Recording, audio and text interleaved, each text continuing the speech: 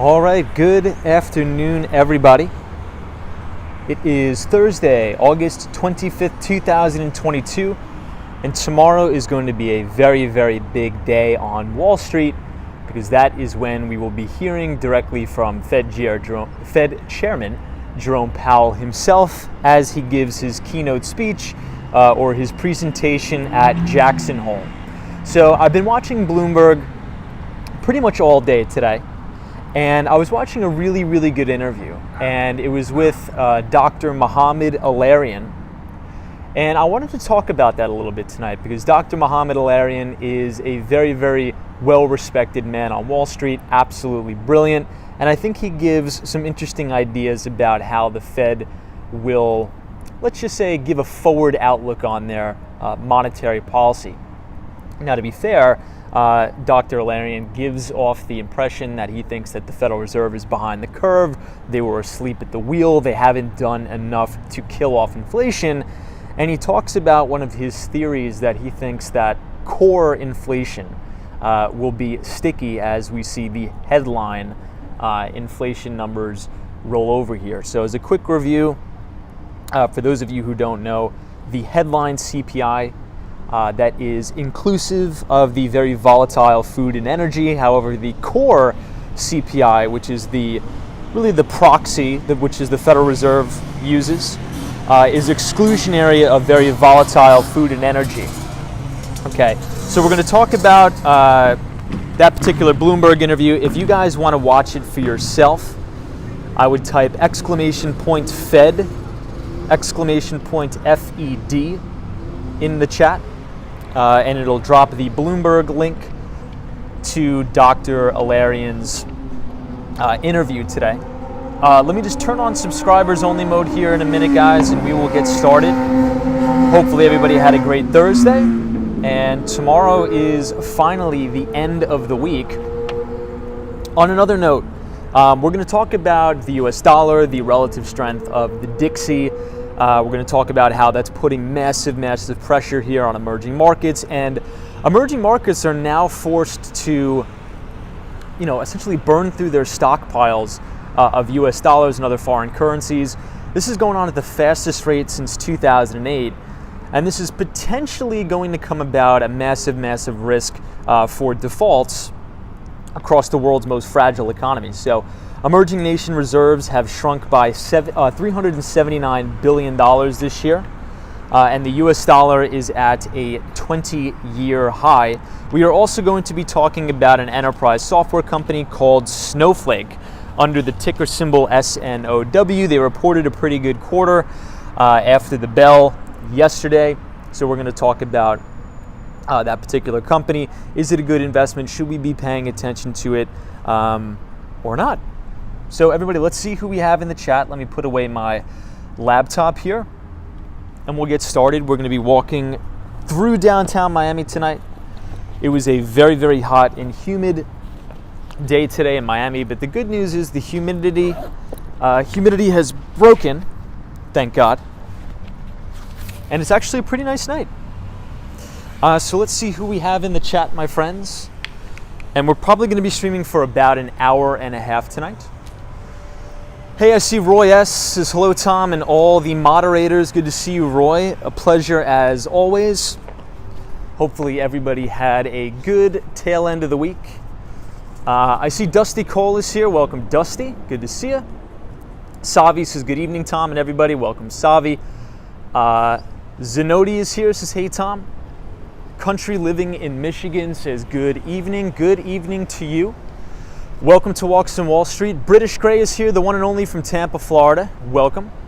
Willie says nice. Good evening. Good to see you, Willie. Bernard Friedman is here. Tejada says hey, hey. Stephanie. Gigi NYC says I love how you start the streams. Good evening, everybody. Thank you, Gigi. I appreciate that. Sophie M says good Friday morning from Australia. Good to see you, Sophie. So, if I'm not mistaken, this is Australia's winter. Is that correct? So you guys have winter when we have summer, and then we have summer when you guys have winter? But I'd assume that in Australian winter is probably much more pleasing or pleasurable than, let's just say, a New York winter. Hey, Western Mass Davis here. Good to see you. This is hopping on the Walks on Wall Street train. What's up? Points Traveler says, Tom, have you put a down payment on the condo in the Aston Martin building yet? Yeah, right. I wish. I'll let you guys know when I do. I promise. You'll be the first ones to know. Okay, let me actually just clarify. If I ever had enough money to buy in the Aston Martin building, I would actually probably buy in this particular building right here. So what do you guys think about the facade of the 1000 Museum building as opposed to the outside of Aston Martin building? I actually think this one looks a little bit more unique. It almost has the look and feel of a scorpion a little bit. Very cool building. I think my camera may have some stuff on it. Anyway, hey, Pixelogic says, hey Tom, happy almost weekend. Yeah, and it's going to be, let's say, a busy one into the end of the week. So we know that the big day on Wall Street is tomorrow, okay? So we are going to hear from Fed Chair Jerome Powell. He is going to be giving his speech at Jackson Hole. Now, this is at 2:30 Eastern Time, I think. We are going to be I'm going to try to live stream it, but I may have a conflict with other calls, for work, because I work during the day. So there's probably gonna be about a 50% chance we do that. I think that would be kind of fun. But essentially this is gonna set the tone for monetary policy. This is gonna set the tone for monetary policy. Is the Federal Reserve going to come off dovish? Is Jerome Powell going to come off hawkish? It sounds like this car has, what is it called, a belt fan? Usually when your belt is loose, it can make those squeaking noises. I'm not a big mechanic, but anyway. So I was watching an interesting interview on Bloomberg today, right around maybe 3 or 4 o'clock, and they had, I don't know what that noise is. Strange. Do you guys hear that noise? Maybe you can't hear it through the mic. Dan Zeng says, I thought Jerome Powell was speaking at 10. He may be speaking at 10 or 2. I don't know why I said 2. I'm not sure what time it is, but it may be either at 10 a.m. or 2. I think you actually may be right, Dan. I wanted to share an interview with everybody. So if you type !Fed, F-E-D, in the chat, it's going to drop a Bloomberg interview with Dr. Mohamed Alarian. And I respect this guy very, very much. He's an extremely, extremely smart individual. And I think his take on the Federal Reserve is kind of interesting. So if you type !Fed, F-E-D, in the chat, if you have 10 minutes, if you have 20 minutes, I would watch the interview and sort of take notes here, because here is and I don't want to speak for him. You guys could watch the interview yourself. But his theory in relation to the Federal Reserve is that they have been asleep at the wheel, not doing enough to crush inflation. And one of the reasons for that Mohamed Alarian uses is one of the reasons that we talk about all the time on Walks on Wall Street, which is a little interesting. I've been very vocal that, easy monetary policy, easy money policy from the Fed, artificially low interest rates and printing a bunch of money just exacerbates the wealth gap in this country. And inflation puts a lot of pressure on middle and working class and lower class Americans, because oftentimes they are living on a fixed budget, okay? So let's say if you set aside $350 to $500 a month to buy groceries or to buy food, and you're living on a fixed income and a fixed budget, well, if food is going up at 7.1% year over year, well then many Americans are gonna have to make decisions or make choices about, do they put food on the table or do they pay the electric bill? Do they pay the electric bill or do they pay the cell phone bill? Do they pay the cell phone bill or do they put gas in their car, right? So I think the way he explains it is much better than I explain it, actually. So yeah, check out that interview if you type !Fed, F-E-D in the chat. And I took some notes on the interview because I always pay very, very close attention when he speaks. And there was a saying that he said that I'll read for you all that I think is very, very interesting and thought-provoking.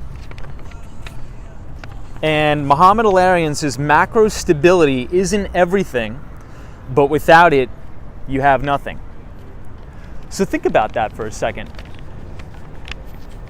Without macro stability, or macro stability isn't everything, but without it, you have nothing. And I think this is very telling about exactly what's going on around the world, because as we have inflation running rampant here in the United States and in many parts around the world, one of the other things that we're seeing is a very, very strong dollar, like an extremely strong dollar. So if you look at the Dixie, if you pull up a chart on TradingView or something like that, and you type in the ticker symbol DXY, the dollar's trading at 20-year highs, okay? So dollar strength is putting extreme pressure on emerging market countries. And what you're seeing is a lot of those foreign currency reserves, right? So many countries will have reserves of the US dollar, the Japanese yen, and other stronger currencies. But as the US dollar gets stronger, these emerging markets are getting crushed, and in order to service their debts and to import goods and services, it's putting stress on their dollar reserves. And many countries, they've almost exhausted all of their dollar reserves, which could lead to defaults and other very, very negative effects for those particular economies. So we'll talk about that. Hey, Omar MD is here. This is good evening, Tom. Hey, Omar, good to see you. Happy Thursday. Solo says government regulation is macro stability. Martin says, is it high tide, Tom? You know, I'd actually argue that it's probably lower tide than what we're used to. So if you look across the bay here, I guess you can call it a bay or a causeway, the water levels actually seem quite low. Usually the water's almost splashing over this, which is a little strange.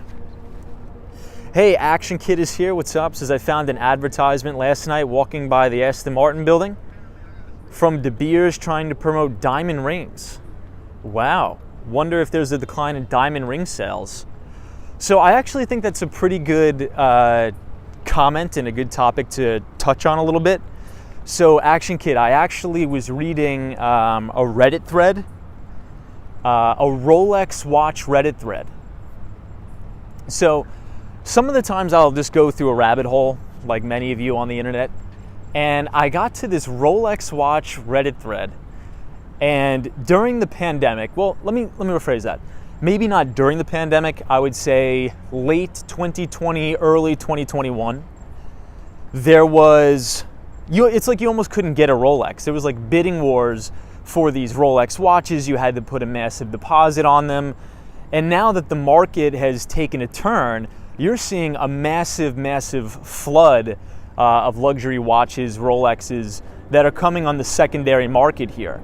So maybe that's a little bit of a little piece of anecdotal data, but I think many people that were staying home day trading and got lucky buying Bitcoin or other cryptocurrencies, they were very frivolous in their spending, buying luxury watches and things like that. And now that the market has taken a turn, they were forced to liquidate. Has anybody else heard about that or read about that there is a glut of Rolex watches on the secondary market? Has anybody heard about that? Dan Zhang says, hey Tom, do you know that Rolex as a company is actually a nonprofit? Yes, I do know that. Rolex watch is actually a nonprofit. Where did I learn that from? I think I was watching a podcast or listening to a podcast, and pretty interesting. Mike C says, aren't 20-somethings getting married less often, less diamond rings? That's actually a good point. Yeah, I'm not sure about the statistics of getting married, but I know for sure that 20-somethings, let's say 20 to 28, are having less kids. And I think that's actually a really big issue. I think Elon Musk has brought this issue up as well. But yeah, you're right. Sabrina Fair is here. Good to see you. Martin, welcome, my friend. Good to see you. Irish says hello from Ireland. Good to see all of our Irish viewers. Grand Street 1 says US dollar equals €1. Isn't it? I think we broke parity. I think. Destructionist is here, says happy Thursday. Good to see you, Destructionist. I see Roy, Kathy Lyons. Welcome, welcome. 61, good to see you. So one of the companies I wanted to talk about really quick, just to cover it, is Snowflake. So Snowflake is an enterprise software company that went public during 2020, and this was actually the largest software IPO, or tech IPO in history. And the reason why I want to talk about it is not because this is one of the only IPOs that Warren Buffett participated in, but it is true. Very seldom does Warren Buffett participate in these particular IPOs, especially a company like Snowflake when they're not profitable, they're losing a lot of money. However, I do think we need to watch this particular company. Now, I have a very, very strict rule that I will not buy a particular stock if they're not making money. Very, very seldom do I. I mean, sometimes I do make the exception, but most times I don't. But I think the biggest opportunity for Snowflake is because they operate in such a massive, massive market. Now, a lot of times on the streams, we will talk about a specific criteria that I look for in order to make an investment, and that is a company that has a good product market fit, that is serving a massive, massive total addressable market, or a TAM. So the market of Snowflake operates in a massive market, with the International Data Corp calculating $88 billion in revenue generated from global data storage in 2018 alone, with projections of global data storage spending going to roughly double that by 2025. So if we think about data analytics platforms, data storage platforms, essentially what Snowflake can do is it allows you an analytics platform to make sense of your data, right? So let's say if you, let's just take City Bike as an example. I'm not sure why I'm using that example, but you can download all of the particular data from this particular set of company. So let's say if their City Bike has thousands of locations all throughout New York City, I think they're even in Miami too, you are able to utilize all of that data to structure that data within Snowflake to see which locations have the highest amount of volume.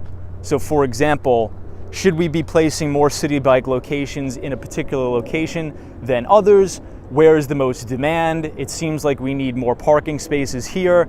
And so that's only one specific use case, but it's essentially a big data structure, data analytics platform. But I think the reason why I'm really attracted to the company and drawn to it is because they run off of a little bit of a different model than SaaS, right? So SaaS is software as a service, where it's sort of focused on annually reoccurring revenue, or ARR. Snowflake is the billings work as a per usage basis, right?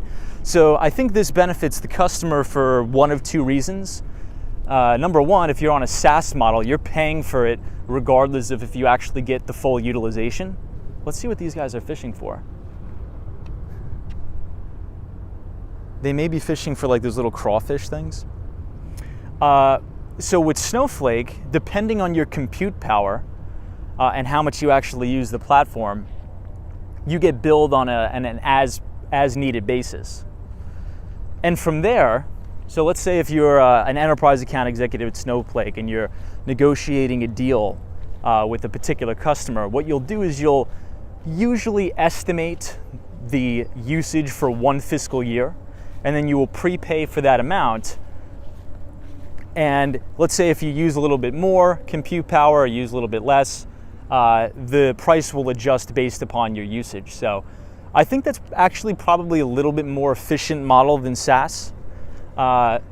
For this specific use case, data analytics, Hey, just the guys here. Says every time I've been to Miami, I've wondered why so many apartments have different color LED lights. Do you know why? I actually don't know why. That's a pretty good question. You know, I think the nickname for Miami is the Magic City.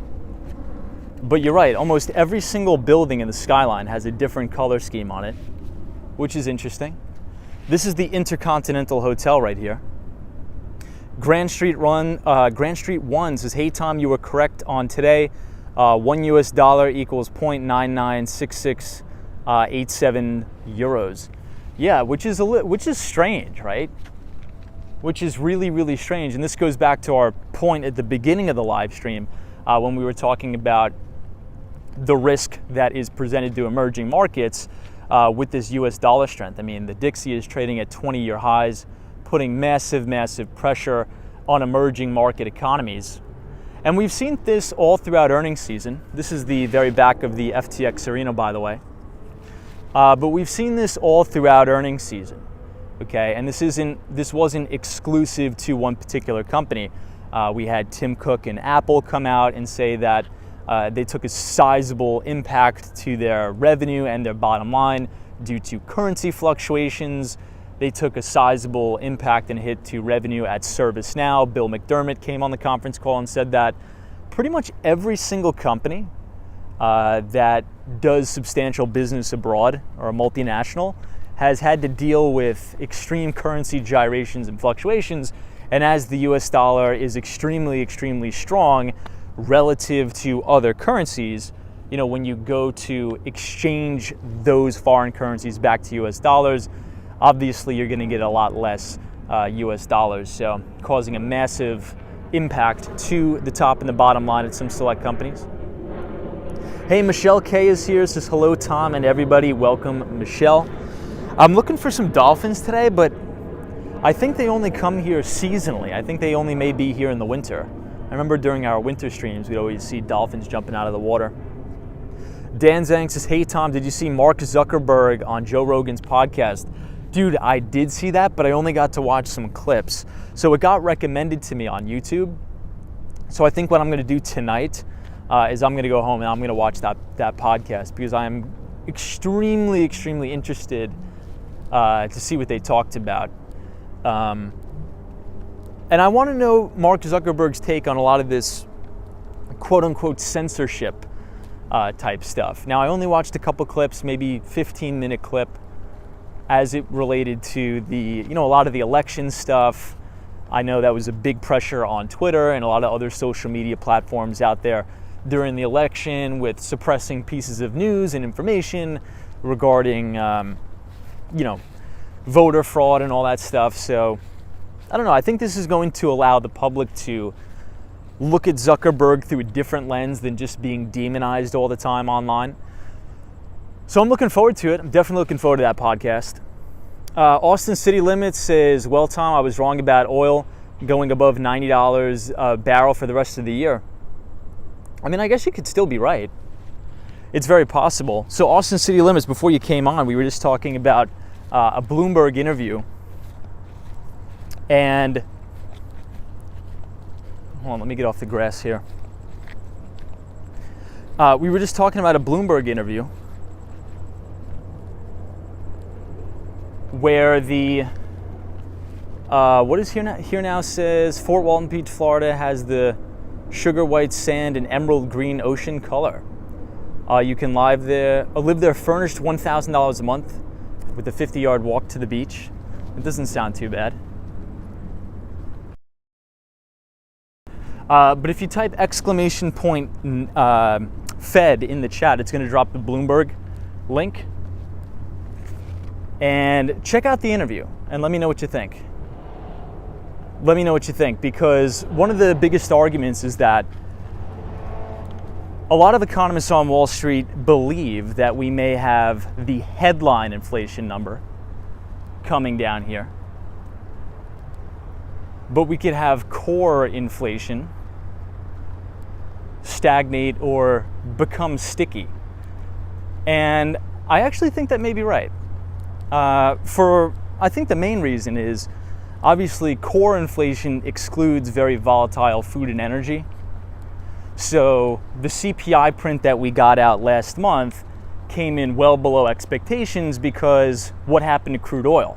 We had a massive move from $130 all the way down to $85, putting massive pressure on energy prices, pressure on gasoline prices, which really helped out that CPI to come down. But if we take out that volatile food and energy, core is actually remaining quite consistent or stable. And that's actually not good, because if we think about CPI in general as a whole, I believe about 33% of the CPI number is made up of shelter costs. And as we've been talking about almost every night on the stream, we've been seeing ridiculous prices of homes, prices of rent, and that is only going to fuel this CPI fire. But I guess we'll get more additional updates tomorrow as we hear from Fed Chair Jerome Powell at Jackson Hole. We're going to try to live stream that. Hey, Sunshine After Rain is here. Good to see you, Sunshine. Welcome, welcome. Dusty Cole says unemployment is at 3.5%, though a great number, really. Agreed. Just the Guy says, thank you for your take. I was mainly speaking about the individual condos. You see the different units have blue lights or red lights, for example. Oh, the individual units, that may just be people dressing up their particular units.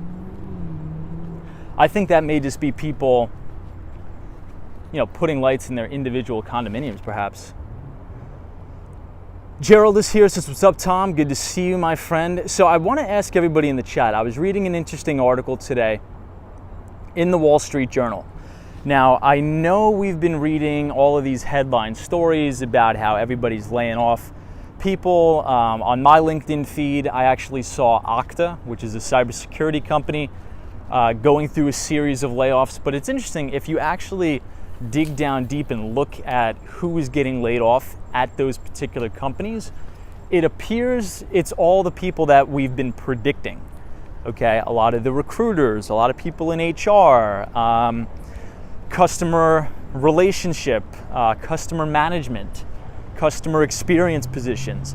And it seems that the people who are able to maintain and even keep and grow job positions are in sales.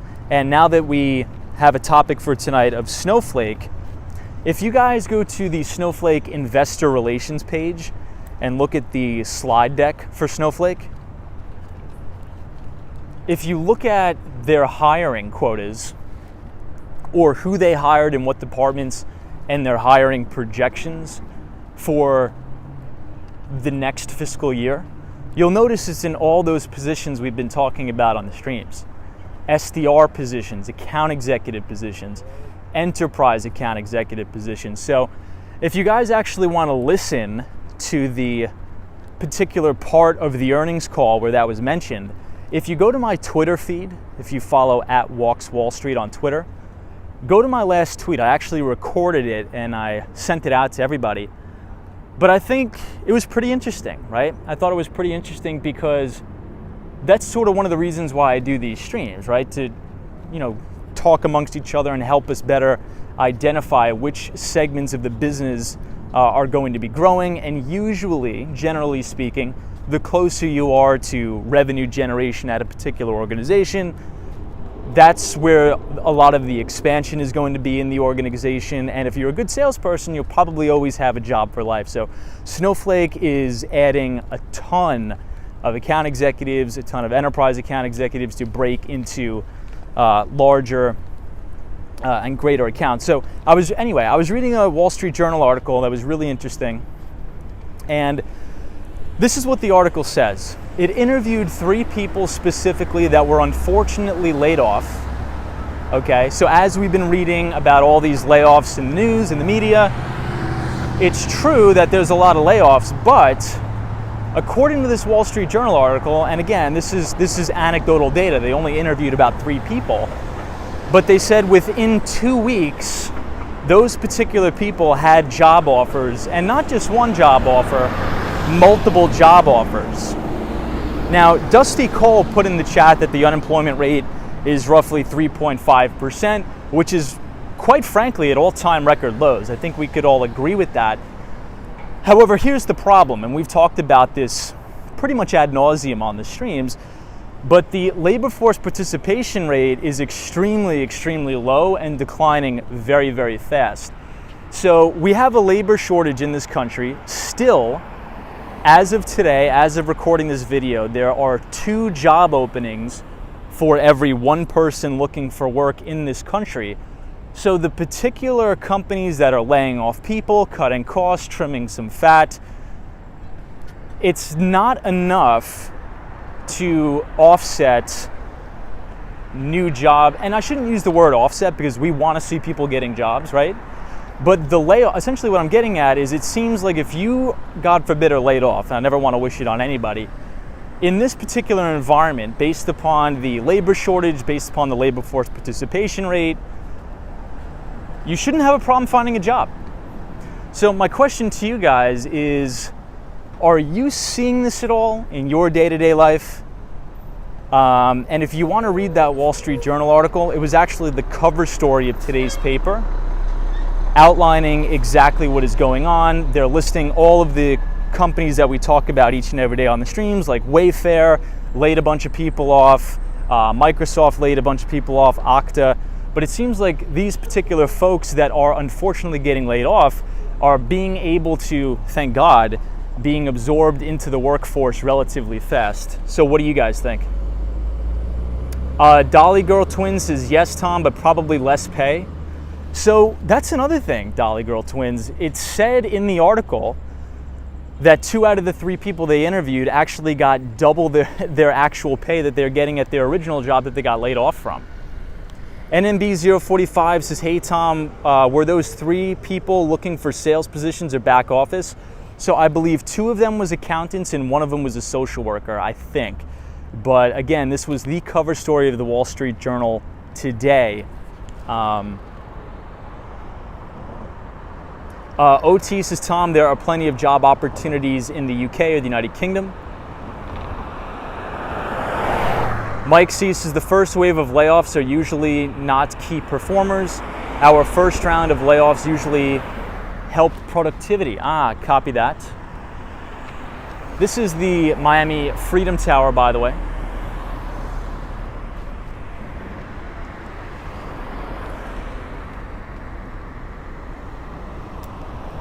John Roberts, welcome. Nick Rock says, please tell me where the jobs are. I'm going to be laid off in a few weeks. Been looking for over a month and cannot find anything. So Nick, which sector are you in? I'd love to help you out, provide some guidance. But what particular area of expertise are you in? What job market are you looking for? Are you in accounting? Are you in banking? Are you in construction? Sort of give us a little bit of an idea of what sort of market that you're in, and maybe we could pitch in and help you out here. Dallas is here, says, looks like a beautiful night. It is. It is definitely a beautiful night. This is the FTX Arena. Yesterday, this place was packed. I believe there was some sort of concert going on, but this is where the Miami Heat plays. Sabrina Fair says, jobs are out there. Listen to Tom. MZ really says, hey, Tom and everybody, good to see you. Yeah, so I would say this. If you haven't, I think here's where, and we've been talking about this before. Okay, so Nick Rock says, I'm a mortgage processor looking at customer service, also have a banking background. Yeah, so that's, I think that's very economically cyclical position, right? A loan processor, mortgage processor, because, you know, with interest rates rising, loan demand has fallen off a cliff, right? So a lot of actual mortgage lenders in the United States are actually going under right now. So if you're open to it, Nick, I would apply to a lot of these tech companies as like an account executive, right? Because at the end of the day, if you're a mortgage processor, I know that's technically not super sales oriented, but I think you could probably pick up, you probably already have all those necessary skills. So for example, one of the things we were talking about today is a company, Snowflake, an enterprise software company that actually was one of the largest, or the largest IPO, initial public offering. And one of the things that I noted today on the stream is that the vast majority of their job growth or their employee growth comes from sales, account executive, enterprise account executive positions. So if you're willing, if you have a background in banking, maybe if you want to take a stab at, you know, becoming an account executive or enterprise account executive at a tech company, or, you know, maybe you could, if you want to sort of stay in that realm, maybe work at one of these fintech startups in a more sales focused job, try to get close to the revenue. I don't know, those are sort of my ideas. Anybody else? What do you guys think? Hey, Sally is here. This is Tom. What's wrong with YouTube? I never get the notification when you go live. So I think in order to get the notifications when we go live, I believe you need to click the bell button and set it to all notifications, because if you just click to some, I think it may only serve it up maybe every other day or something like that. Mike Cease is there is a crazy number of people retiring every day that has to have an effect. I think it absolutely has an effect. You know, I think we had a record number of people during COVID retire early, and I think that's been weighing on the labor force participation rate, right? Because let's say if you retire in your mid-50s, that's reducing people from the labor force. And this is also, everybody, why I think we continue to see wage pressures pop up here in the CPI. If you notice, wages continue to increase, but they're not outpacing the pace of inflation. And the reason why I think we're seeing wages go up is because the talent pool is a lot smaller to recruit from. So if you are entertaining 3 job offers and you're pinning them all against each other, you say, you know what, I really want to work for Snowflake, but Databricks is offering me a $20,000 a year higher base salary. Could you match that? Or could you maybe beat it by $5,000 or $10,000? So I think we're still in a little bit of an interesting time where employees still have the bargaining power, but I do think by the end of the year, a lot of that is going to subside. And we may talk about why in a little bit. Dolly Girl Twins, as they say, the best jobs are in tech and in cloud right now. Yeah, I still think that cloud adoption is very, very early innings, I would say. Oop, there's the bus. But yeah, I would say we're in the very early innings. So if anybody's out there that maybe you're a little bit reluctant to apply to some of these tech companies or SaaS companies or platform as a service companies because you don't have the experience, I would really give you the advice to just apply anyway. A lot of these companies are starved for talent. If you remember back to Monday's live stream, we did a deep dive into Palo Alto Networks, and we were talking about a very bold statement that the CEO said on the earnings call, and he said one of the biggest challenges he's having right now in his business is a lack of cybersecurity talent. There's just not a lot of qualified talent in the United States, and he actually said he wants people to apply and they'll train you. So I would stick your neck out and apply.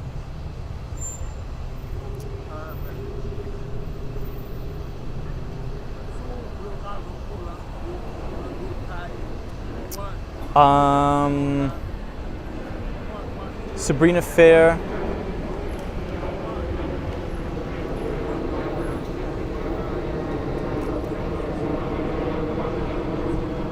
Good to see you. Dan Zhang says, I feel like you can always find a job in insurance or tech sales. So a little bit off topic here, everybody. So I got my homeowner's insurance renewal bill, and my homeowner's insurance went down by like $1,000. I'm thinking it's a mistake, but I don't think I'm gonna say anything. So I did some research and I did some digging as to why that may be. But I did see that FEMA has downgraded Miami-Dade County for flood risk. So maybe that's one of the reasons. Because I think the city of Miami or Miami-Dade County made over $1 billion worth of investments for like flood pumps in the sewage system. So maybe that's one of the reasons, because we got downgraded for the FEMA flood risk. But my insurance premium is like $950 less than last year. Kind of crazy, but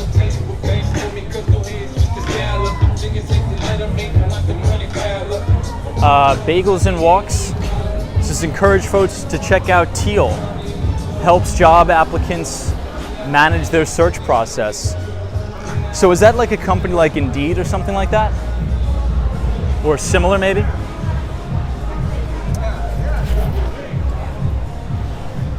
You know, LinkedIn is actually pretty good for finding different job opportunities and the like. So I would definitely check out there. Billy's, his real estate agent, is only 2 months away and $300 to $400 away for anybody wanting a change. John Roberts is get a jetpack, Tom, and go up to that plane. We may.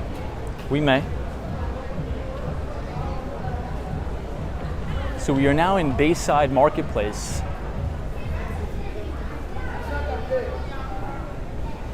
So if we want to talk about the financials, Snowflake actually lost about 70 cents a share, but they did beat on revenue estimates. They came in at about $497 million in revenue.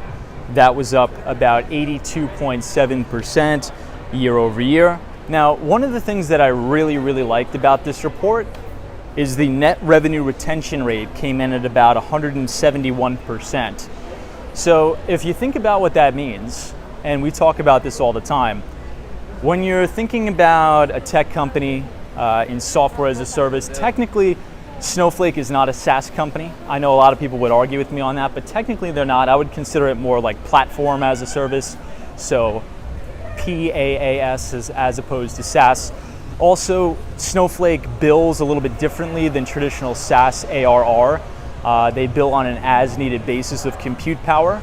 So let's say if you're a big organization and you want to process and structure and try to work with, X amount of data, depending on how much compute power you use, that is how much you're going to pay. So I think it's a little bit of a unique model. But anyway, back to the point there, when you're analyzing a particular tech company or a SaaS company, platform as a service, the net retention score, the net retention rate, it's critical for that particular score to be extremely high. Because if the account executives and the enterprise account executives at that particular company do a good job of onboarding new clients, but then in 5 or 6 months down the line, those particular clients quit and go to a competitor such as Databricks or something like that, well, that means there's something wrong with the software. That means the companies or the customers are having an issue and they do not like the particular product or service that company offers. So 171% net retention rate is industry standard. Not industry standard. That's industry premium, well above the industry standard. And I think that reflects in its customer acquisition and customer growth, right? If we think about how many customers Snowflake has, they have about 6,808 customers. That is up about 7.7%, beating analysts' expectations on Wall Street for about 6,750 customers. So that's what creates what I like to call an exponential growth curve in revenue. So if you can land and expand a customer, and you can bet with almost 90% certainty that customer is not going to churn, well, pretty much sky's the limit in terms of customer acquisition and customer growth. Because if we think about what I just said, they don't bill on a software as a service or a SaaS platform. They bill based upon usage. And as cloud adoption becomes more prevalent, as customers acquire more data and they need to process that unstructured data, that TAM is probably going to double every 10 to 20 years, right? So I think Snowflake is one to watch. They're not profitable, but I think they're trading at a premium due to their revenue growth right now. So Unstoppable is here. Good to see you.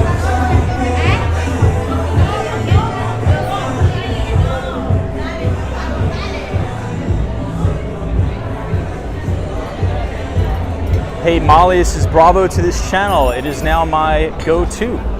Hey Molly Duran, thank you so much for joining. I appreciate it.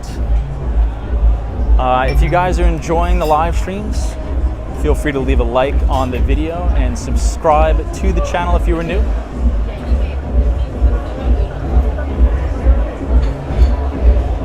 Scott Briggs is generally the people making money in war are usually the suppliers, contractors. Yeah, I would agree with that, Scott. This is the Ferris wheel here.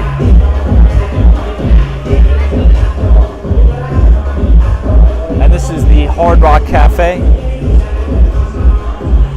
at Bayside Marketplace. And this is one of my favorite views here at Bayside Marketplace. You'll see all of downtown Miami, the 1000 Museum building. Let's walk down here a little bit. Maybe we'll see a dolphin or something. I'm gonna keep my eyes peeled. Hey, Ibrahim Azam is here. Welcome, Ibrahim. Good to see you. Hey, Gene is here. Welcome, Gene. Mike C says, Tom, have you ever eaten anywhere at Bayside Marketplace? Surprisingly, no. I've never been to a single restaurant here. And I think the reason for that is because I usually spend most of my time across the river in Brickell. So even though technically I work down here at 200 Southeast Financial Center, I spend most of my time on the other side of the river. Oh, it looks like there's a big party boat going on here.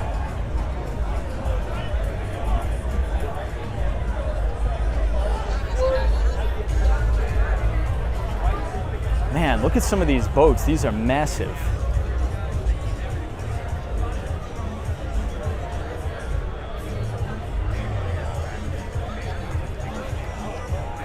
Brian's like, you should do an eating Saturday night stream. We may have to do that, actually.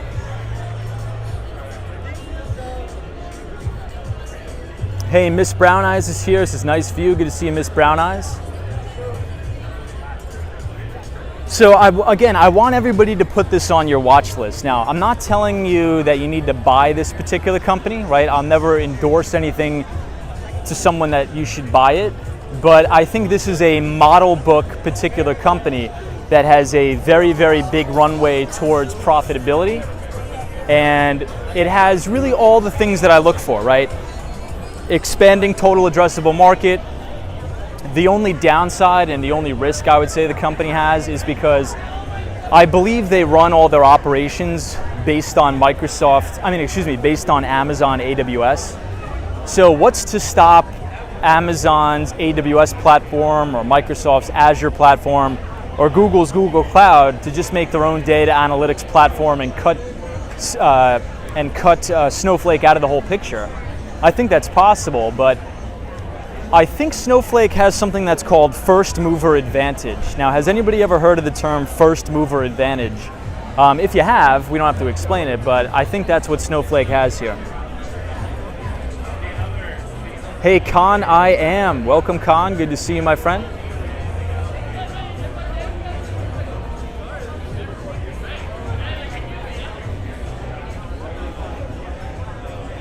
Hey, King says, Tom, I swear I was in one of those boats when I was in Miami. You know, sometimes companies will sponsor corporate outings on these boats and you'll have like an open bar and things like that. Maybe that's what this is, potentially.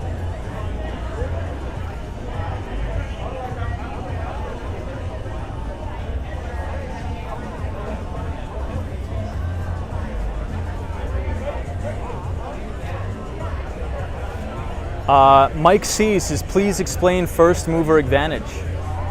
So first mover advantage, if let's think about all the way back to the Amazon AWS days. So Amazon, their cloud platform AWS had first mover advantage. Okay, they came out with their cloud platform, AWS or Amazon Web Services, before Microsoft's Azure Cloud and before Google's Google Cloud Unit. So if you're first to market, you're going to have first mover advantage to grab the lion's share of customers, right? And now a lot of people would think, okay, if you're the first to the market and then you have all this competition moving in, isn't that a negative? And it's actually not a negative. And if you've ever worked at a startup, if anybody's in here has ever worked at a startup, you'll understand why that's not a negative. If you're the only person in town and there's no competitors, that probably means your product doesn't have a good market fit. But if you start having other competitors entering into the space, that essentially proves your concept, right? That is proof of concept right there. So as you have a talk track to all your customers, you could essentially say you were the first ones to do this. Now everybody is trying to ride your coattails. So first mover advantage gives a company about 12 to 14 months before any real competitor comes into the marketplace and tries to steal their customers. So when you have first mover advantage, you don't have any competition, right? So you can go out there and get the lion's share of customers. And you actually get a boost to new customer acquisition as competitors come onto the market, because that in and of itself acts as proof of concept, right? And this is exactly what happened with Amazon's web services. So if you've watched any of the interviews with Jeff Bezos over the years, when he explains sort of why Amazon Web Services was so successful, he talks about the first mover advantage that AWS has had, right? And then Microsoft came into the game, and then Google came into the game, and the like. So yeah, Bagels and Walks. I think Bagels and Walks explained it actually a little bit better. You know, it allows you to establish a moat, and moats in business are extremely, extremely important to build and establish a strong moat.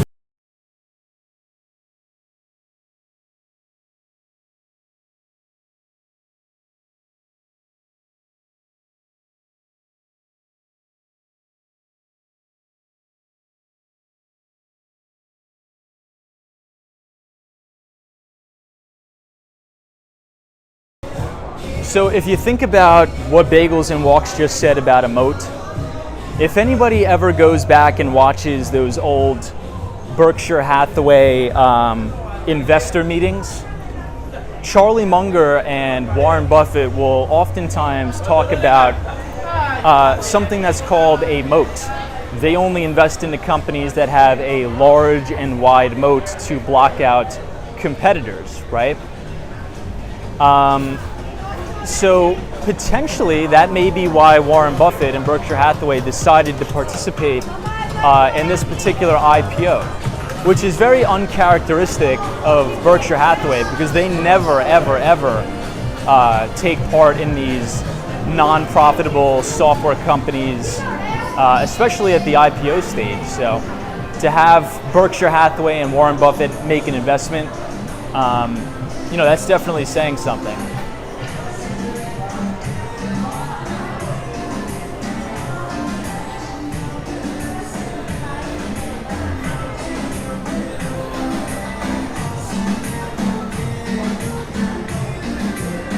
Hey, Gregory's here. It says, good evening. Just finished office hours. Wow, Gregory, that's late, man. Good for you. I appreciate you working hard. That's awesome. Hopefully you had a good day today.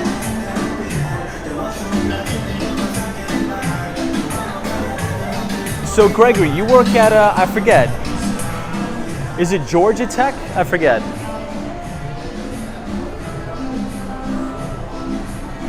I think you may have told me once before. Here now is like reading hurts my eyes. That's why I listen to Walks in Wall Street. I appreciate that compliment. I appreciate that very much.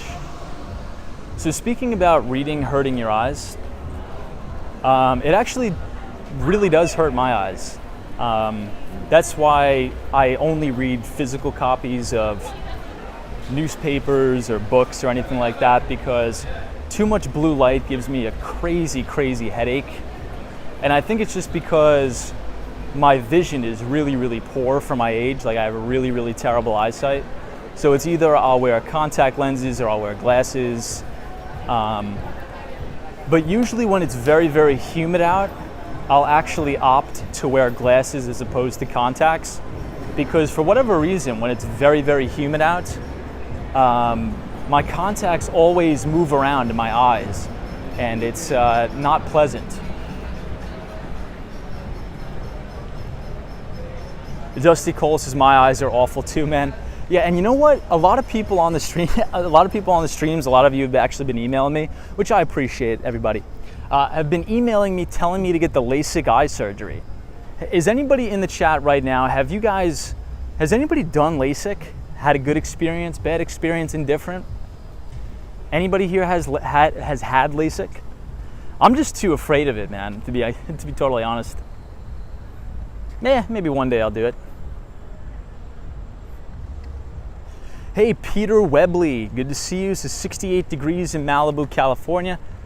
Good to see you.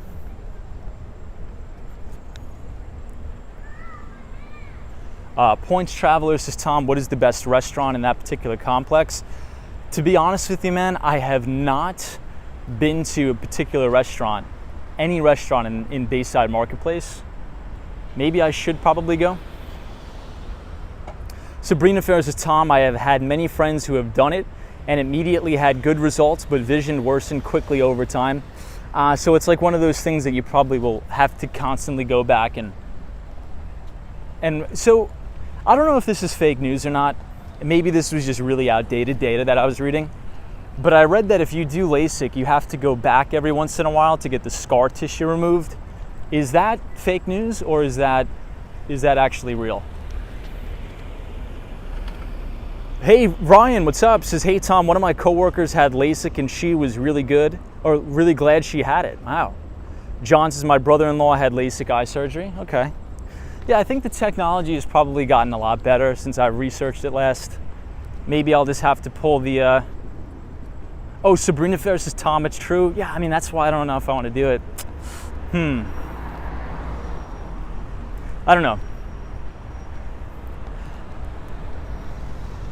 We'll see, because I definitely ran the cost analysis on it.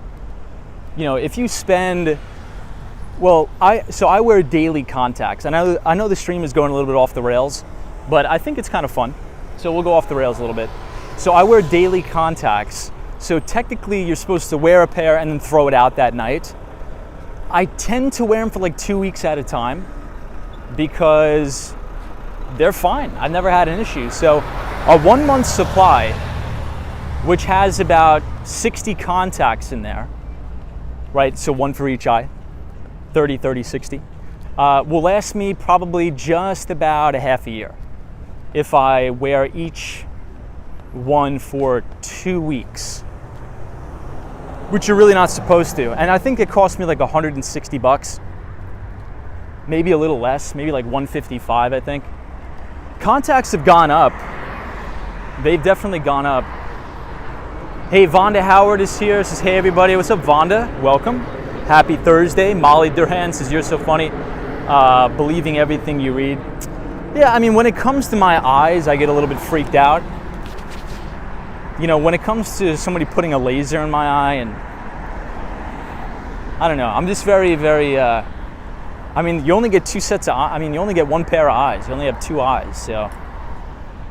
If it's just a minor inconvenience, the contacts and the glasses, maybe I'll just hold off. Who knows? Peter Webley says $3,195 for a 600 square foot studio with laundry in Malibu. That is extremely expensive. That's insane. Dave King says, hey Tom, I had LASIK in 2009 and glad I did it. Was 2,600. Went to 2010 or 2100, and I had to get a touch up in now 2015. Wow.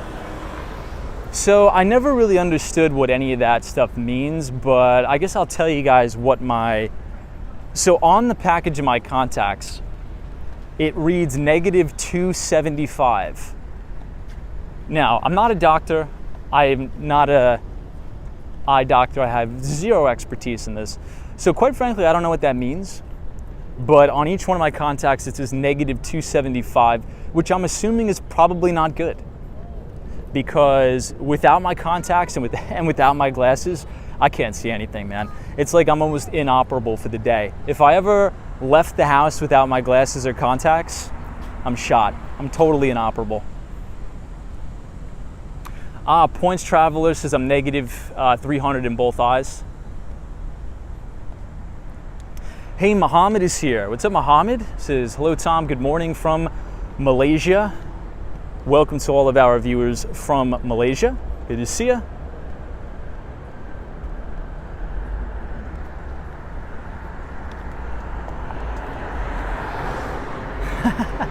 Yeah, I know. Sabrina Fair's like, Tom, you're too young to be having those horrible eye conditions. Hey, MZ really says, I'm even too squeamish to try contacts, so I'm cool with glasses. My sister and my mother are like that. My mother refuses to do the contacts.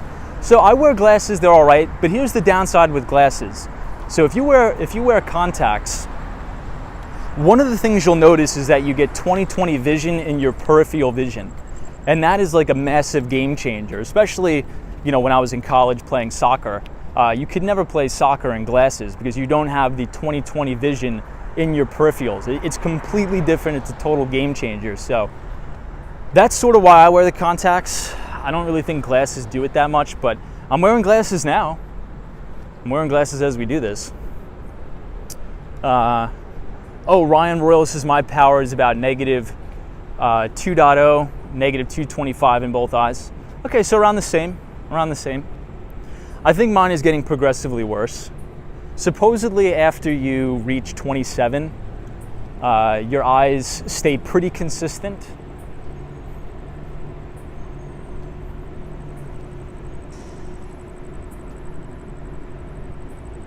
So here is the Citibank Tower and the 200 Southeast Financial Center where the Citadel Securities satellite office is.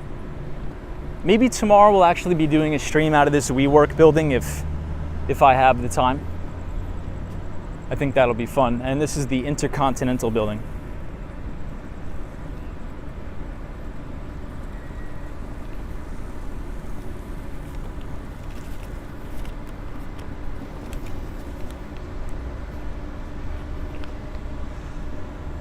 So for those of you who are just joining, I wanted to share a Bloomberg interview that I thought was very, very well put together with Dr. Mohamed El-Erian.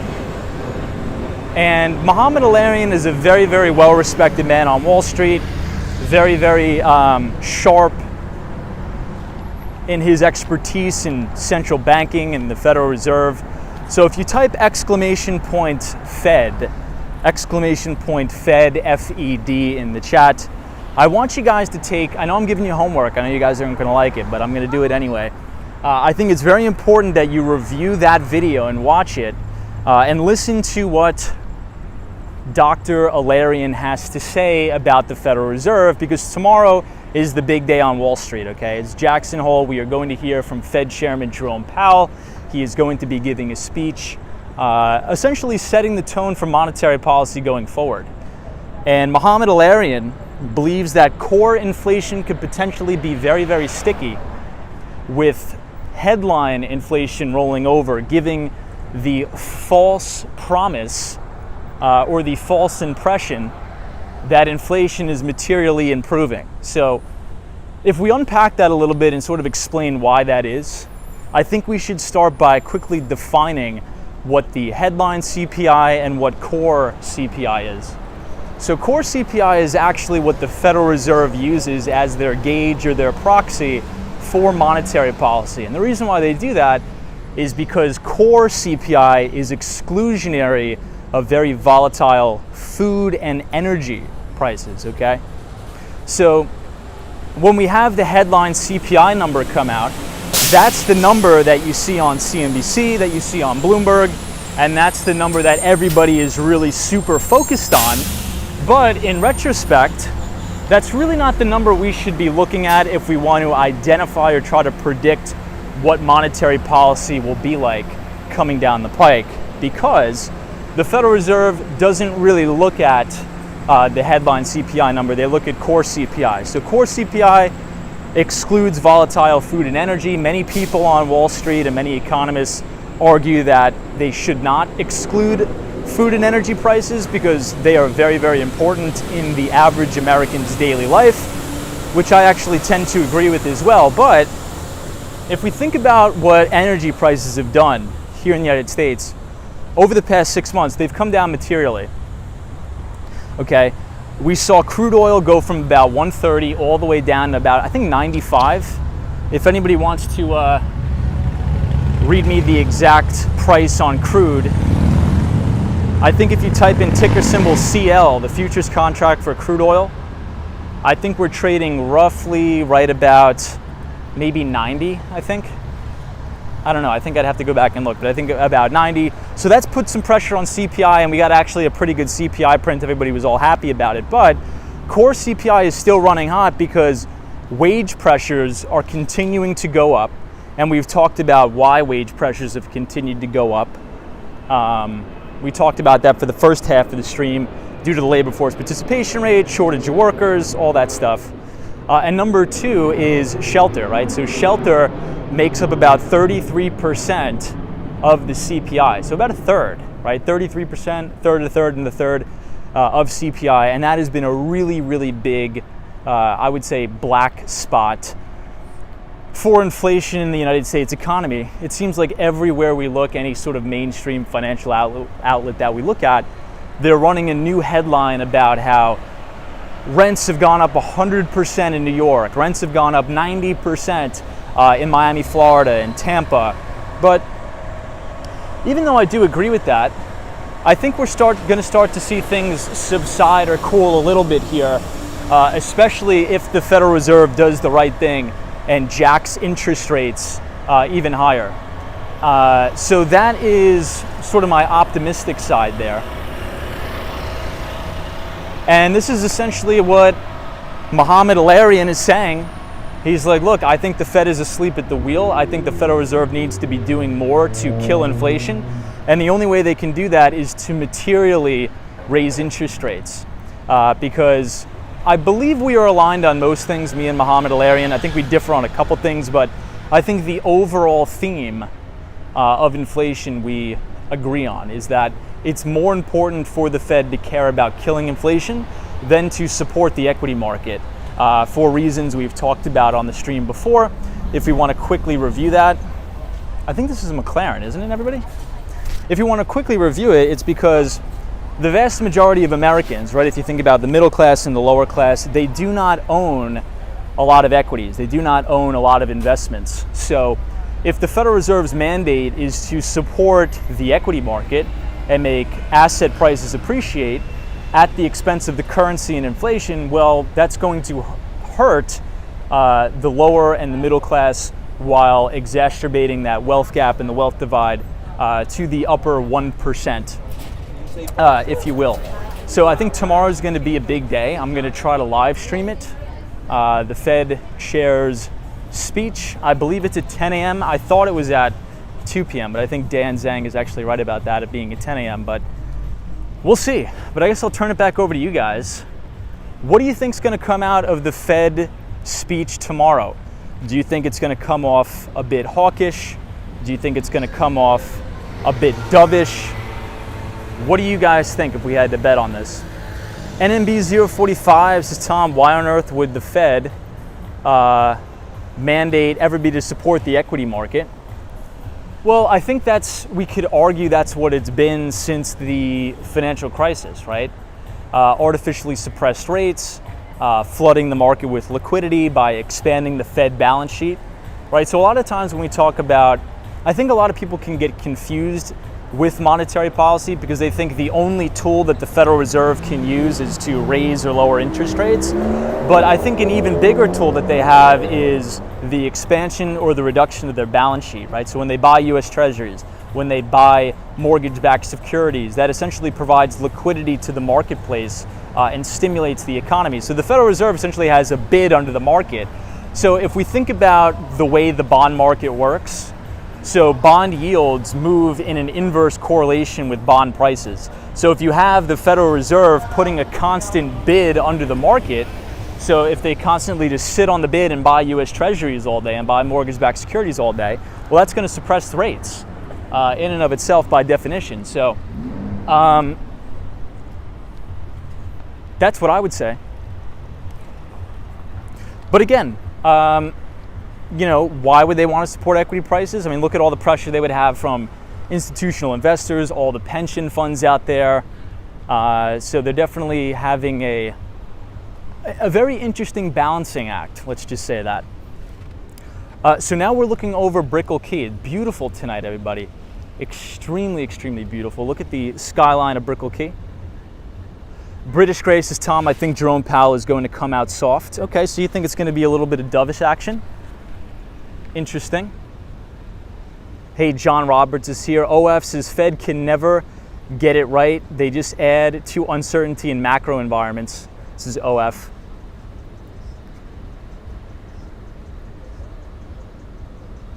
Mohammed says, do you follow Malaysia? Ex-Prime Minister has been sent to jail for corruption. Mohammed, in full transparency, I have not been following that. I think I saw an article about it in the Wall Street Journal, but I haven't really investigated too much into it. But feel free to let us know more about it in the chat, 100%. Hey, Iris Lou is here. Welcome. Good to see you.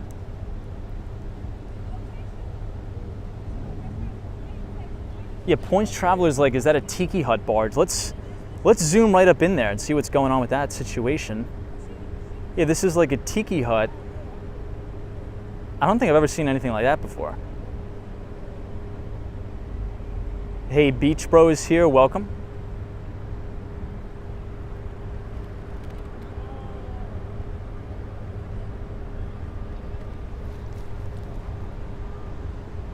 But these buildings right here in this cluster, I think are my favorite. It's the W Hotel and Residences.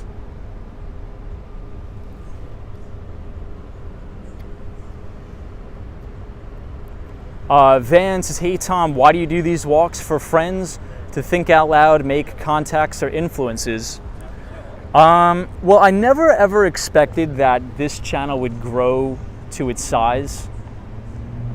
So I think at first I sort of did them for fun, as just to have a good time and sort of blow off some steam after work. And then I sort of had the idea about, what if I could just do sort of like a financial show every day after work, and that would sort of help me in a multifaceted way. Number one, build connections. I never in a million years would have thought that I would be building a great network of connections through this stream, but I have. I mean, all of you guys are fantastic.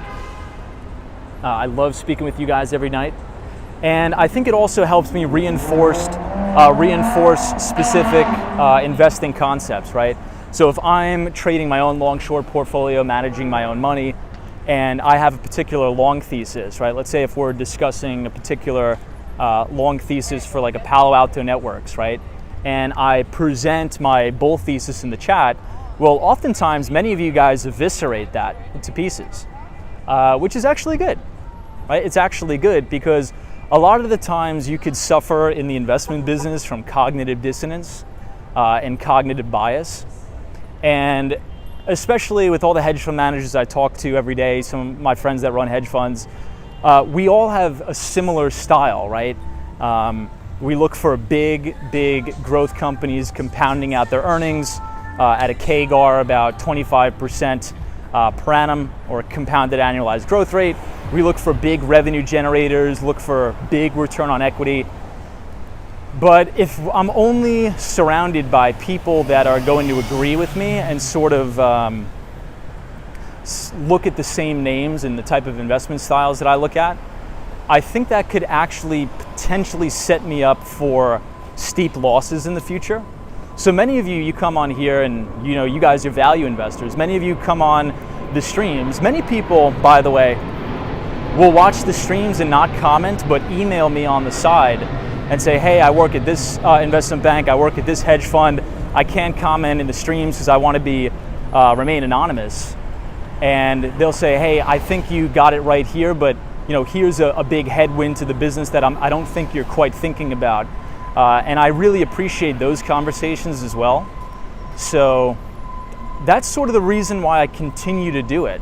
I think as I articulate an investing thesis or talk about a particular segment of the US economy that I'm bullish on and somebody may not be bullish on it, it sort of gives me that perspective to maybe not suffer from cognitive bias or cognitive dissonance and have a little bit of more of an open mind. And I think it's actually improved my performance, not only from an investment standpoint, but in my everyday job selling tech, selling software, right? The majority of my day is giving presentations. I think by streaming for 2.5 hours, reading all the comments, and try to articulate things and subjects in the best way I can, I think it helps me improve my public speaking as well. So I don't know. I think that was a little bit of a long-winded answer, but there you go. So now we are standing outside of the Epic Hotel here. Hey, Jeremy Masters says, hey Tom, how has your day been?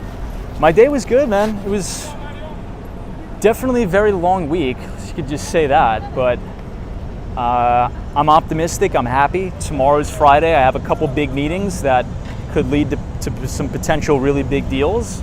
And then next week I'm off to New England, so it's been a good week.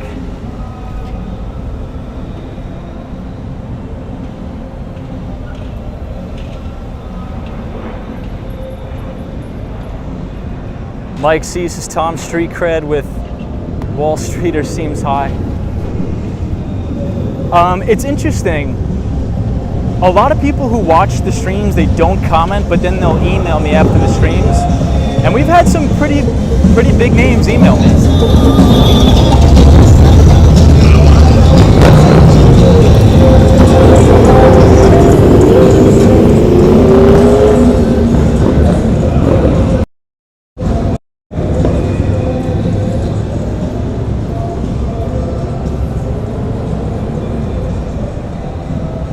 Here now, so sadly your Transocean stock is up to $3.75, sort of low from 2008 highs to 160, ticker symbol RIG. Oh my God, yeah, here now, I don't even want to think about that. So if you guys don't know what here now is talking about, one of my first stock purchases, well, one of my first, was back when I was an idiot college kid. We're all idiot college kids at some point. So here was my thesis. Let's actually review one of my worst investments ever. And it was a particular offshore drilling company called Transocean. And essentially what they do is they try to drill for oil offshore, right? And previously to President Donald Trump, the Biden administration put huge regulations on offshore drillers, where they could drill for ESG purposes, and which I actually, quite frankly, agree to some extent, because we won't have a big argument about that. But here was my thesis, and again, I was a college kid, really stupid. So my thesis was, oh my gosh, Donald Trump just won the election. I'm going to go buy a basket of offshore drillers because I think Donald Trump is going to deregulate the entire space.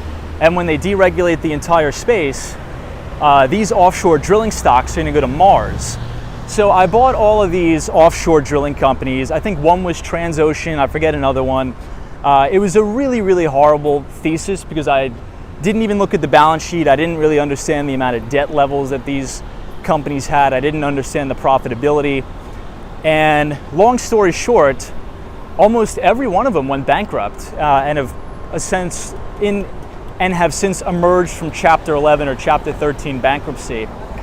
And I try not to even look at those stocks anymore. I'm just surprised some of them are still listed, but I think many of them are post-bankruptcy. But yeah, in any event, I lost a lot of money. For a college kid, I lost a lot of money on that. Ren 10 says Miami is still a car culture. I've noticed that too. A lot of people here have very expensive cars.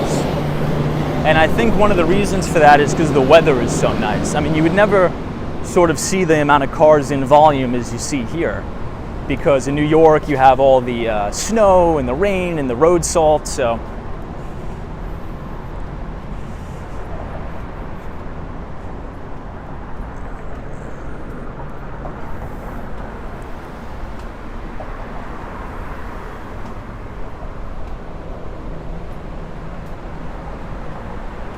Herbert, what's up? Like offshore drilling. So you'll have a lot of, you know what's interesting though? If you ever watch YouTube videos of, excuse me, of the offshore drillers, that's like a very, very scary job. I give people a lot of credit who work on those big oil rigs, those deep sea oil rigs. Watch a video about that sometime. And I think you're gonna be pretty surprised.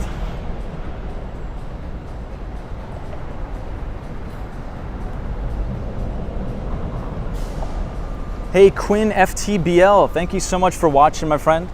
Thank you for the kind words. I appreciate you.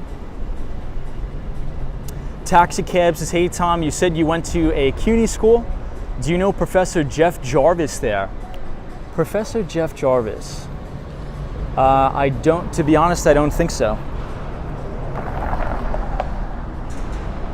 What department is he in? So I mainly took criminal justice classes and economics classes, and I took maybe 2 or 3 forensic accounting courses. So if he's not in like the math department or the criminal justice department, I probably wouldn't have run into him. But again, that was a long time ago. I mean, wow. We're talking what, 2016, 17?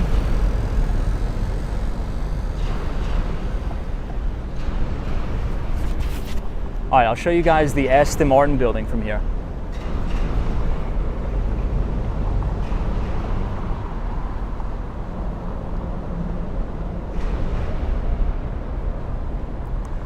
Mike C, it is going very well.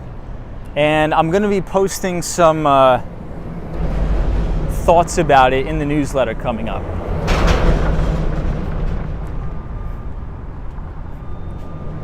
Here, I'll give you guys one more view from the bridge here. Eric Tate says, hello, hello, good to see you. Tiago's here from Sao Paulo, Brazil.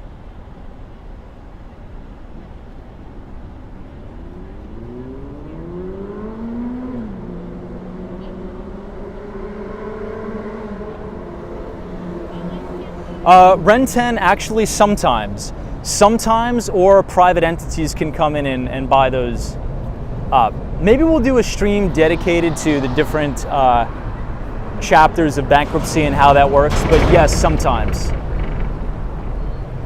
Oh guys, check this out, another tiki bar thing. I don't know if I'd ever go on one of those because it appears as if it can sink rather easily. Doesn't it? Or it's just me? Would you guys ever go on one of those? I think I would opt not to do it. But that's just me. All right, so now we are walking over. We are headed to the Brickell section, or Miami's financial district.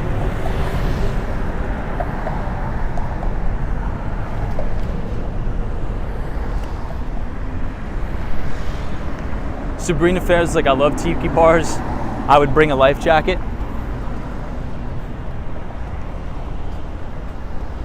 That's fair. That's fair. So I want to read you guys an interesting quote. And I think this is a very thought-provoking quote. Because today, obviously, we talked about enterprise software company Snowflake. We talked about the Federal Reserve, how Fed Chair Jerome Powell is going to speak tomorrow. But out of the Bloomberg article that I dropped, if you type !Fed, what do you guys think about this quote? And it says, macro stability isn't everything, but without it, there is nothing. So I'll say that again. Macro stability isn't everything, but without it, you have nothing. And the person who quoted that was Dr. Mohamed Al-Arian. And he is a very, very well-respected figure on Wall Street. And I think that just goes to speak to the Federal Reserve, right? If the Federal Reserve doesn't get the macro picture under control, it's not necessarily everything, which to me means, you could have some sectors in the economy do well, you could have some companies do well, regardless if you go into a recession or not. But in the grand scheme of things, if you don't have macro stability, the house of cards falls apart. Yeah, Billy's like, just like trust. Yeah. Bruce, like, don't tell it to a civil engineer or an architect. That's funny. Does anybody know what that particular car is? That thing looks amazing. That thing is really cool. It looks like one of those old... What year would you say that car is from, everybody? The 70s? Or is that too old? The sort of convertible type car. Hey, KO is here. Good to see you. This is the W Hotel. Is interesting? It is. I love the W Hotel. This is the W Hotel in the Icon Brickell. Hey, Star Fox is here. This is Corvette.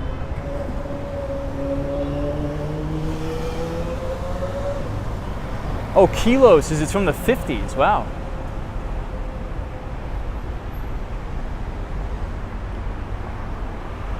Dolly Girl Twins, I do not have a car.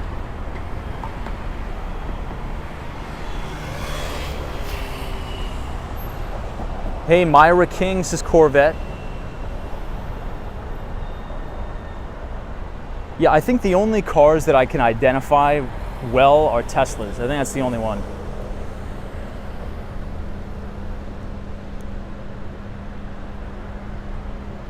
Hey, Randy, this is hello, Tom. Great to see you're out this evening. I'm headed to New York City next week. Will you be out for a stroll? I actually may be out for a stroll in the great city of New York. That is to be determined. I may have to make a pit stop in Rhode Island, though. Yeah, so next week is going to be a big travel week for me, everybody. I'm not too sure if there's going to be many streams. Maybe there'll be 3 live streams next week. But I'm going to try my best. I'm going to try to plan my schedule accordingly. But assuming that Amtrak runs on time, the Amtrak train, everything goes well, we should be fine. Ooh, Rex says that was a T-Bird. Interesting. So something interesting, obviously on the stream we talk about the stock market, the financial markets, but alternative investments have actually, like art, specific types of art, have actually outpaced the returns of the S&P 500. Now, I know that's a grandiose claim to make because I think that's a very subjective comment, right? Certain types of art has outpaced the performance of the S&P 500. I mean, yeah, if you're talking about a Picasso or something. But think about all the art out there that's garbage. Now, maybe that's a little bit too harsh to say. Maybe I shouldn't have said that. I actually take that back. I think art is very subjective, right?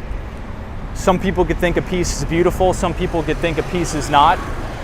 But I think to say, alternative investments outpace the S&P 500, I think it borderlines on a maybe a little bit disingenuous statement. I mean, yeah, maybe if you own a Picasso, right? Maybe if you own an original piece of like the U.S. Constitution, that'll probably outpace the S&P 500, but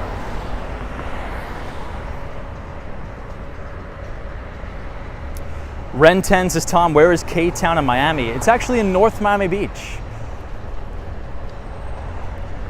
So North Miami Beach has a very, very large Asian community now. So right up there near like 163rd Street, there's a lot of Chinese restaurants, a lot of Korean restaurants. But that is very, very far away from here. You could take public transportation there, but it may take you around an hour.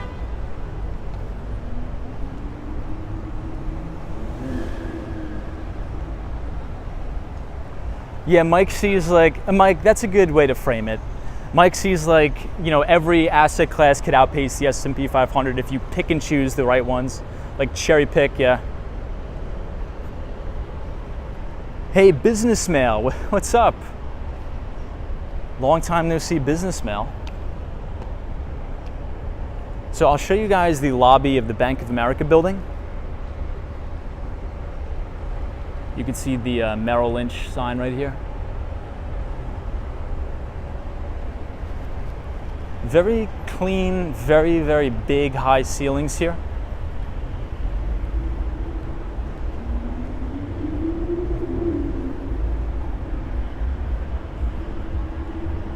Really nice. 701 Brickell. Hey, Bob is here. This is Good Evening Tom. Welcome, Bob. Good to see you. Star Fox, we'll see you next time. I appreciate you joining.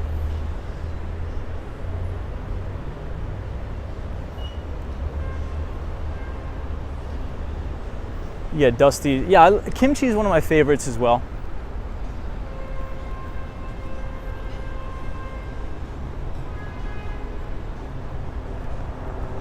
Yeah, I'm seeing some comments that Miami's a little bit cleaner.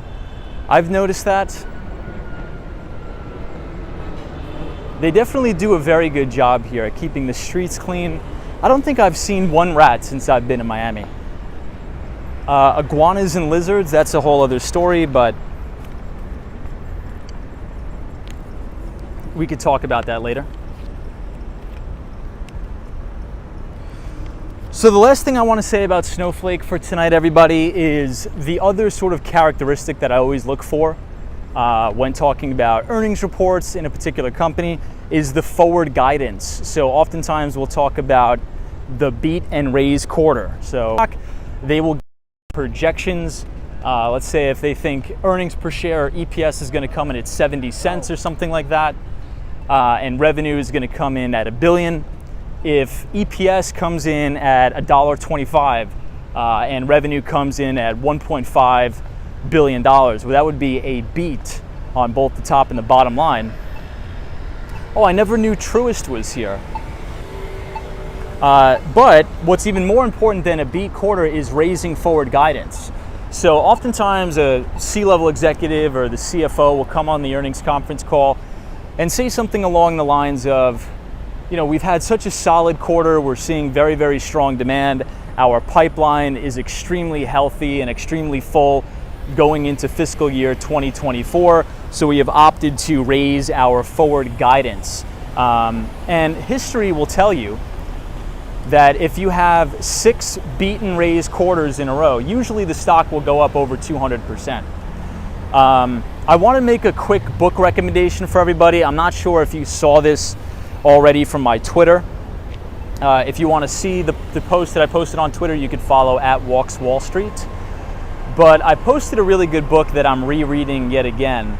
And the book is called Life Cycle Trade by Eve Bobach and Kathy Donnelly. And so Eve Bobach, fantastic, really, really smart woman. She actually used to work for the Federal Reserve, and now she is a trader, sales trader for Ropel Capital Management in Chicago. But she actually took part in one of the largest studies of initial public offerings going back to the late 1960s and studied all the different characteristics of a successful IPO.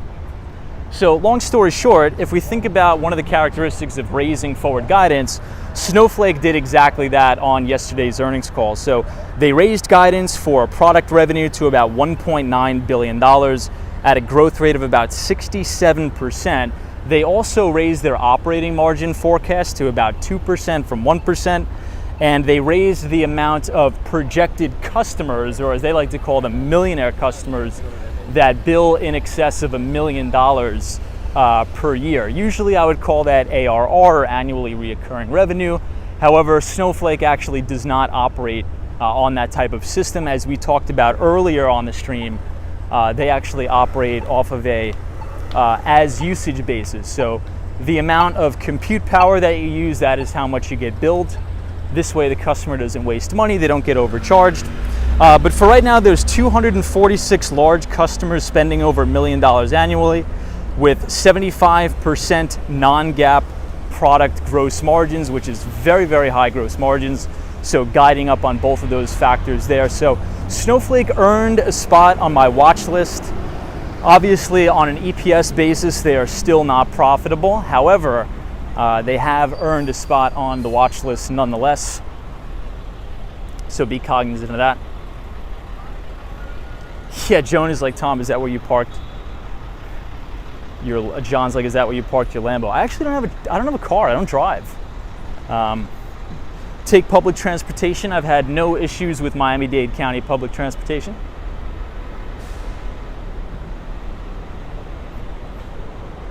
Yeah, Eric is like a lot of nice cars out here in Miami. If you had to guess, how many of these cars do you think are rented as opposed to owned or leased? Now, I actually think it's probably a better financial decision to lease or rent some of these cars because the depreciation must just be egregious. You know, if you buy a $250,000 car and drive it off the lot, I mean, that thing is probably going to depreciate very, very fast. Okay, Psychic says most are rented. Yeah, that's what I thought. It's actually probably a better financial decision to do that, right? As opposed to buying.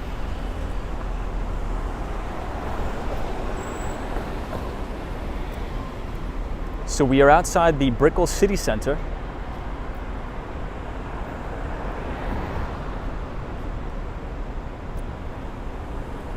Psychics has always loved the book recommendations, appreciate it. Yeah, so check it out. The book is called Life Cycle Trade. And it is essentially a compilation of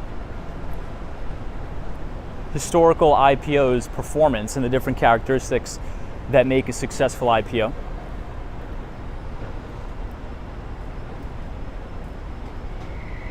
So this is the Metromover Brickell City Center Station.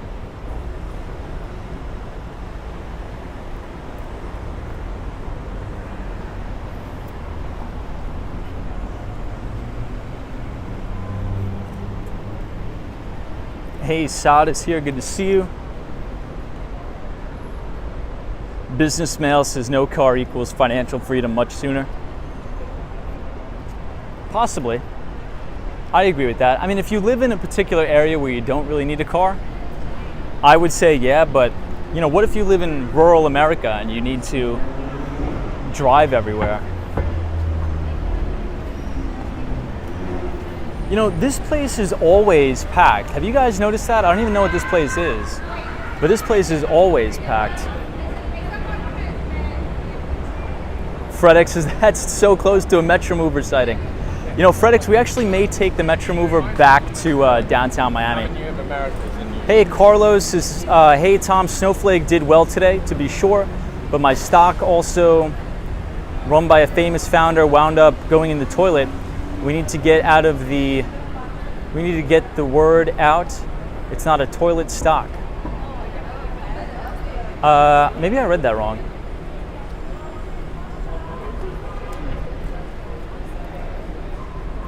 But agreed, yeah, I don't think you should buy something based upon if it has a famous founder or something. But I think one of the things that's attractive to Snowflake is their business is in essentially an ever-growing exponential TAM. So if we think about, you know, data structure, essentially you could use Snowflake software analytics tools to better structure and make sense of your data. So let's say, for example, you want to find out which one of your restaurants has the most transaction volume between the hours of 3 p.m. and 11 p.m. You could use Snowflake data to understand that, and then maybe you could shift resources or employees to those specific locations at those times.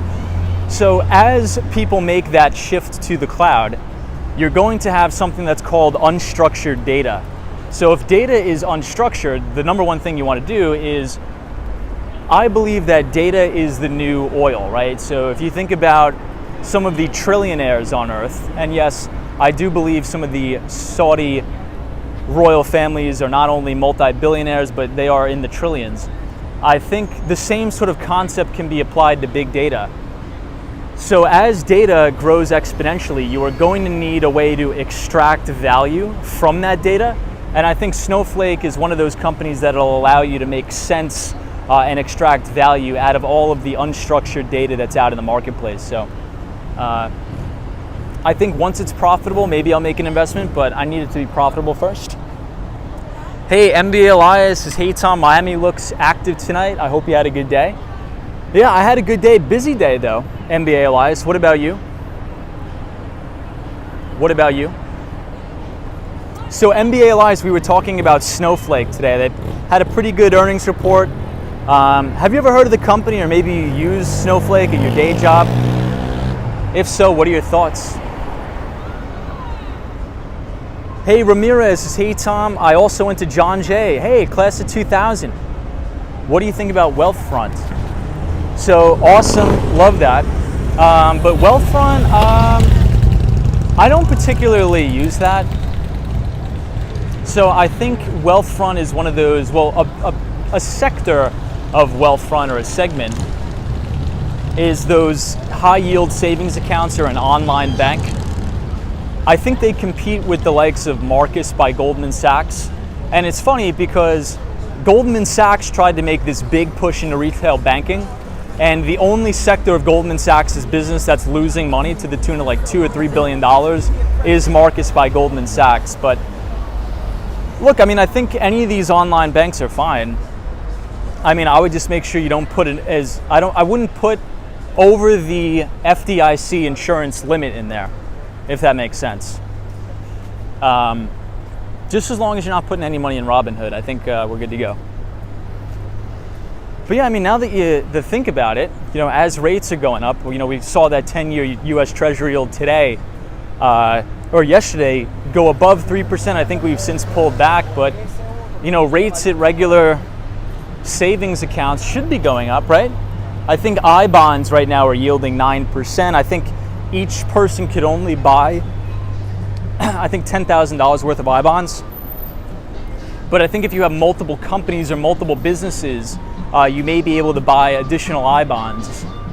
But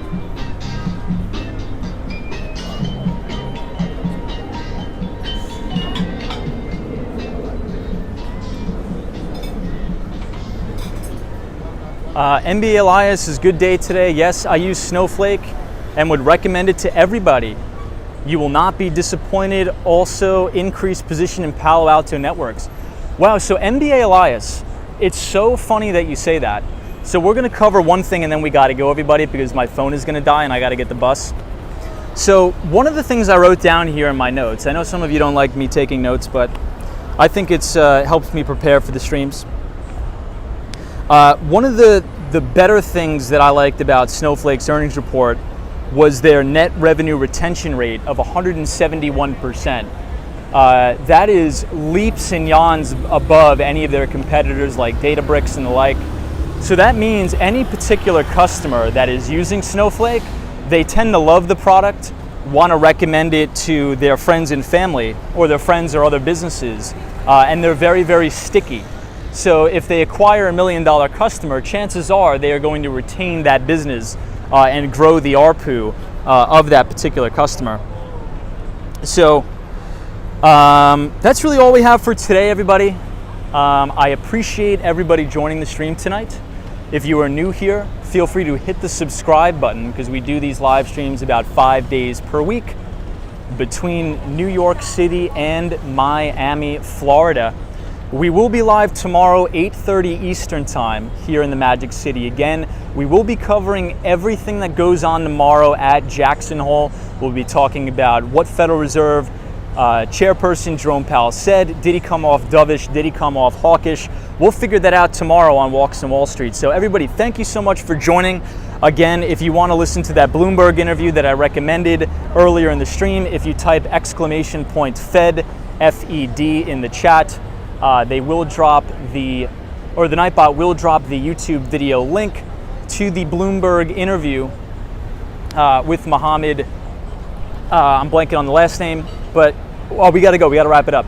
So, Sally, I appreciate it. Lucrative, thank you for joining. Dusty, Cole, Gregory, Sabrina Fair, FredX, Eric, thank you. NBA Elias, Sam, Austin City Limits, Willie, Mohammed, thank you so much. And to the mighty bull, have a good night wherever you are, because there is always a bull market somewhere, and you just need to know where to look. Hit the like button, subscribe if you are new. We'll be back here tomorrow. Finish the week strong, everybody. It is Friday, so make sure you finish the week strong, rip its face off, and I'll see you tomorrow. Thanks.